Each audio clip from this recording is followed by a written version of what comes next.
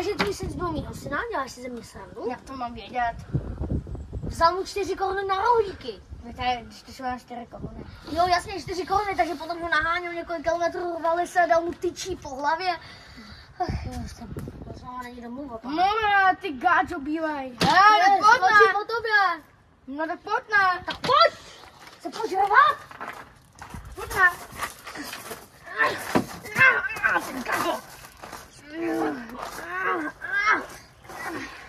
Já se uškrtím. Cikánský zmar. Čoj. Že jsi totální hajzl.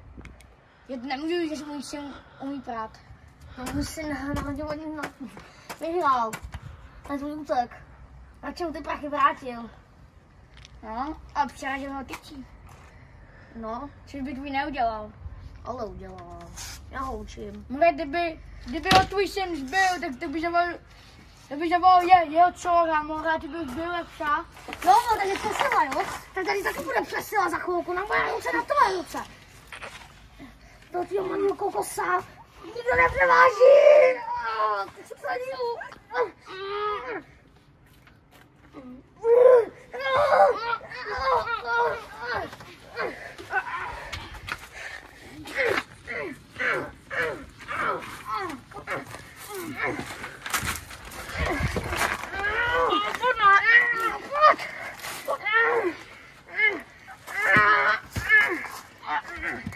Započítali kukuruču.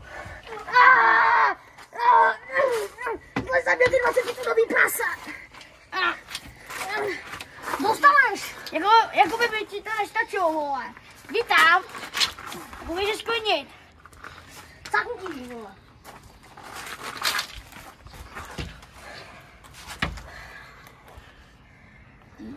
On to si řešit dál ty hajzla. Co? Zaknutí.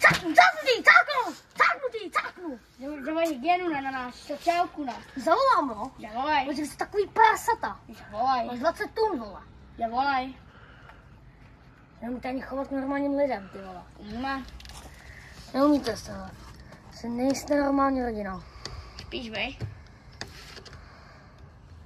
Se podívejte na sebe. Moře, tak se podívej na sebe, bílý moře, jak okurky. Se podívej na sebe, vole, černý, vole, jak cikání. No vlastně vy jste cikání. Uj! Vypeču si tebou železo v Minecraftu.